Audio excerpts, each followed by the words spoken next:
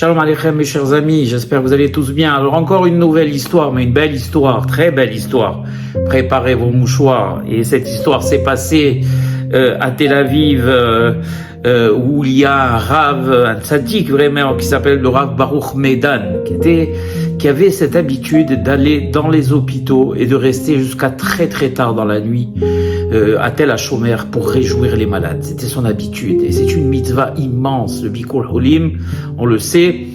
Et donc ce Rav avait l'habitude de se rendre dans les divisions et dans les mahlakot des hôpitaux où les gens étaient en phase terminale, et il passait du temps dans chaque chambre à parler avec les malades, à les réjouir, à chanter avec eux, à leur raconter des histoires, à leur parler de Torah, etc., pour alléger leurs souffrances. Et un jour, il était déjà minuit et demi, c'était le mois d'Elul, et il sort pour rentrer chez lui, le pauvre éreinté, et l'infirmière l'appelle, Rabbi, ne partez pas. Alors il se retourne, il dit, oui, qu'est-ce que je peux faire pour vous? Écoutez, je sais que vous venez régulièrement et vous allez vous alléger les souffrances de nos malades.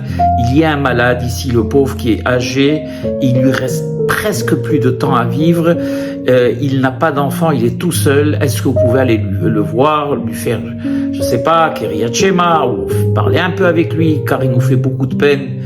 Alors le Rav dit, bien sûr, indiquez-moi sa chambre. Et donc le pauvre, il retourne, il rentre dans cette chambre et il voit un monsieur âgé, frêle, tout habillé, tout en blanc, avec une longue barbe blanche, avec un livre dans la main. Il rentre dans la chambre et il pose la question, il dit, voilà, je suis Rav Medan, comment allez-vous? Le type lui répond même pas, il est en train de lire son livre de Teilim.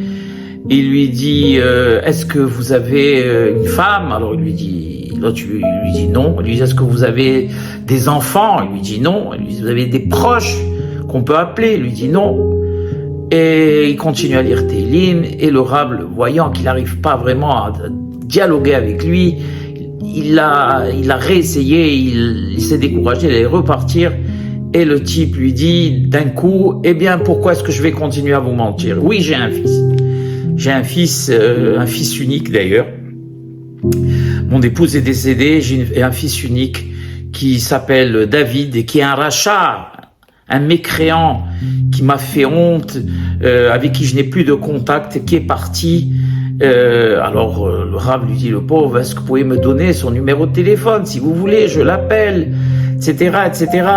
Alors le type lui dit, non, il est aux États-Unis, il est parti, il s'est marié avec une Goya, et il a 5 enfants déjà, je n'ai plus de contact avec lui. Il m'a fait beaucoup de mal, beaucoup de peine. Alors d'un coup, on voit là, le malade qui se redresse sur son lit et qui regarde le Rav et qui commence à lui dire comme ça, David, mon fils, comme s'il parlait avec son fils, pourquoi est-ce que tu m'as fait ça? Pourquoi est-ce que tu m'as fait tant de peine? Depuis tout petit, ta mère et moi, on t'a mis dans le Heder pour que tu étudies l'hébreu, pour que tu étudies la Torah, et tu étais un talmide, vraiment un élève excellent, et tout le monde voyait en toi un grand. À l'âge de 7-8 ans déjà, tu savais lire Rashi, tu savais tout lire et commenter. Quand les autres élèves allaient en récréation, toi tu restais à étudier. Et vraiment tout le monde, tous les professeurs avaient prévu que tu deviennes vraiment un grand de la Torah, un grand de la Torah. Et malheureusement, vers l'âge de 10 ans, ta mère était à la maison et elle reçoit un coup de téléphone de l'hôpital qui lui donne les résultats de ses dernières analyses, et on lui annonce malheureusement qu'elle avait la mahala, un cancer, et qu'elle devait immédiatement aller aux États-Unis pour suivre un traitement. Il n'y a que là-bas qu'on pouvait la traiter. Et donc elle te dit, mon fils David, s'il te plaît, continue à étudier, continue à prier pour moi. Je reste 1 mois aux États-Unis et je reviens, je te promets. Et elle est partie aux États-Unis pour se soigner, et tu attendais avec impatience son retour. Quand elle appelait à la maison, tu étais le premier à décrocher. Et maman, quand est-ce que tu reviens? Maman, quand est-ce que tu reviens? Tu avais à peine 10 ans. Et elle te disait, mon fils, je reviens, ne t'inquiète pas, continue à prier, continue à étudier pour moi. Et 2 mois, et malheureusement, elle est obligée de prolonger son séjour. 2 mois sont passés. Et elle est revenue en Israël. Mais elle est revenue en Israël pas comme tu le voulais, malheureusement. Son frère l'a ramenée en Israël dans un cercueil. Quand tu as été pour l'accueillir, tu as vu ce cercueil et tu as dit à sa mère, mais maman, à ta mère, et tu lui as dit, mais maman, On ne fait pas ça. Tu m'as promis de revenir, mais tu m'as pas promis de revenir mort, tu m'as promis de revenir vivante. Qu'est-ce que tu m'as fait? Tu t'es effondré, mon fils David. » Et regardez le Rav, le pauvre, était interloqué, il était choqué parce qu'il voulait pas interrompre ce dialogue. La personne, le malade, pensait vraiment que c'était son fils. Et depuis ce jour, il dit: « David, mon fils, depuis ce jour, tu as complètement changé. Tu t'es effondré, tu as arrêté de prier, tu as arrêté d'aller à l'école, tu as arrêté d'étudier la Torah, tu as fréquenté d'autres personnes, tu as complètement quitté la religion. À l'âge de 17 ans, tu as quitté la maison. Et je n'arrivais plus à te tenir, je ne savais plus quoi faire. J'ai été dur avec toi, je t'ai même frappé. J'ai voulu te corriger, je t'ai enfermé. Et finalement, c'est toi le tzaddik et c'est moi le mauvais père. C'est moi qui étais un mauvais père avec toi. Et je le regrette, David, mon fils. Je regrette d'avoir été un mauvais père. » Le Rav s'entend vraiment qu'il devait intervenir. Il dit au malade, il lui dit: « Dites-moi, s'il vous plaît, je ne veux pas me mêler de vos affaires. Donnez-moi le numéro de téléphone. » Alors le pauvre, le malade lui dit: « Mais il est parti aux États-Unis. Il s'est marié avec une Goya. Il a 5 enfants. Vous croyez qu'il se rappelle de moi ?» Il lui dit: « Donnez-moi quand même le numéro de téléphone. » Alors le pauvre, le malade lui dit: « Le numéro de téléphone, regardez dans ma veste et vous allez trouver ma Théoudat Zéoud, ma carte d'identité. Il y a une petite pochette et là-dedans il y a des feuilles de papier. Il y a son numéro. Je le garde, ça fait des années. Je ne sais même pas si c'est le même. » Donc le Rav prend la Théouda, ouvre, regarde, trouve le papier, trouve le numéro de téléphone des États-Unis, prend son propre téléphone et compose le numéro. Il compose et il passe le téléphone au père et ça sonne occupé. Tintin, tintin, tintin. Le pauvre, le père, rend le téléphone au Rav, lui dit: « C'est occupé. » Alors il dit: « Attendons un petit peu. » On attend encore 1-2 minutes. Le Rav reprend le téléphone, il recompose le numéro, il donne au père et encore une fois, malheureusement, tintin, tintin, occupé. Le père commence, le pauvre, à se décourager. Il était fatigué, très très faible déjà. Il restait peu de temps à vivre. Il redonne le téléphone au Rav et il dit: « C'est pas la peine. » Il dit: « Non, attendez, on va encore essayer. » On réessaye encore une 3e fois et malheureusement encore une autre fois occupé. Pendant ce temps, on va le savoir bien sûr après, le fils était au téléphone avec qui? Avec un bijoutier à New York, avec qui il marchandait pour l'achat d'un diamant pour faire une bague à sa femme. Donc tout le temps qu'il était au téléphone, le fils, eh bien, il était au téléphone avec ce diamantaire avec qui il essayait de négocier le prix d'un diamant pour mettre sur une bague. Le Rav ne se décourage pas, il recompose le numéro, il donne le téléphone au papa et le papa le prend dans sa main il ouvre sa main, le téléphone tombe et le père, la tête part en arrière et il rend son âme. Au moment où il rend son âme, le Rav, qui était très choqué, il a pris sa chemise, il a déchiré, telle est la halakha. Vous le savez, j'ouvre une parenthèse, je la ferme. Lo aleno, que ça ne nous arrive jamais si vous vous trouvez devant une situation où un juif meurt devant vous. On a le devoir, l'ikroa, de déchirer, même si c'est quelqu'un qu'on ne connaît pas, même si c'est quelqu'un qui n'est pas de notre famille. Le Rav Ovadia Yosef dit que non, mais la plupart des poskim disent qu'il faut déchirer en signe de deuil, car tout juif qui décède, eh bien, c'est un deuil pour tous ses frères. Et donc, il appelle bien sûr les infirmières qui étaient déjà en grande partie dans la chambre parce qu'elles savaient que c'était terminé. Et les docteurs viennent, ils constatent le décès et 4-5 minutes passent et le téléphone du rabbin sonne. Le téléphone du rabbin sonne, il regarde le numéro, il voit que c'est un numéro des États-Unis, il décroche et il dit allô. Alors, à l'autre bout du fil, on entend une voix qui dit oui, qui m'a appelé? Alors le rabbin lui dit David. Alors l'autre est étonné, il lui dit « Oui, c'est bien moi, mais qui êtes-vous » Il lui dit « Voilà, je ne sais pas comment vous allez le prendre, je ne sais pas ce que ça va vous faire, mais je suis dans la chambre d'hôpital de votre papa et j'ai une mauvaise nouvelle à vous annoncer, il est décédé. » À l'autre bout du fil, on entend silence, plus rien, et le fils lui dit « Dites-moi comment je peux vous retrouver, je veux assister à l'enterrement. » Et le rabbin, on lui donne les coordonnées, lui donne l'endroit où l'enterrement va commencer dans 24 heures, et il raccroche.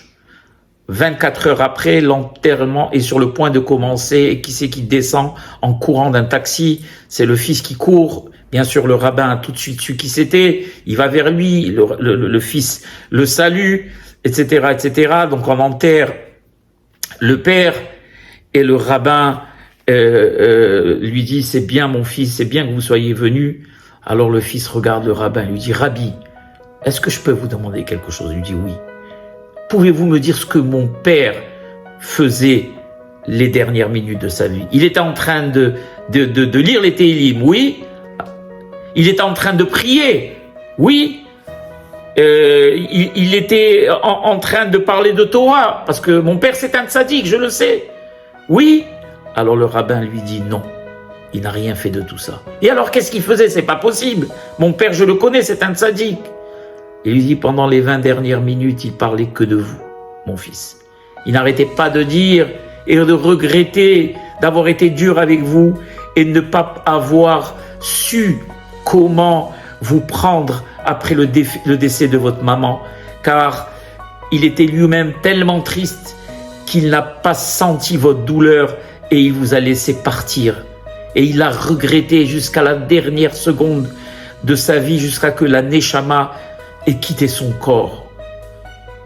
Alors le fils lui dit, ah bon, c'est vrai, mon père a parlé de moi, c'est pas possible. Alors le rabbin lui dit, non seulement il a parlé de vous, mais il voulait même vous appeler. M'appeler? Quand il a voulu m'appeler? Il dit, vous vous rappelez le moment où vous m'avez appelé 4 ou 5 minutes avant? Votre papa a essayé plusieurs fois de vous appeler. C'est moi qui ai composé le numéro, mais c'est lui qui voulait vous parler. C'est pour ça que vous m'avez rappelé à moi, c'est sur mon téléphone. Et malheureusement, le numéro était occupé. Et le fils se rappelle. Occupé parce que j'étais en train de négocier. Il s'effondre sur la tombe de son papa. J'étais en train de négocier le prix d'un diamant alors que mon père voulait me parler. Le téléphone était occupé. Il s'est mis à pleurer, à pleurer, à pleurer, à pleurer, à pleurer.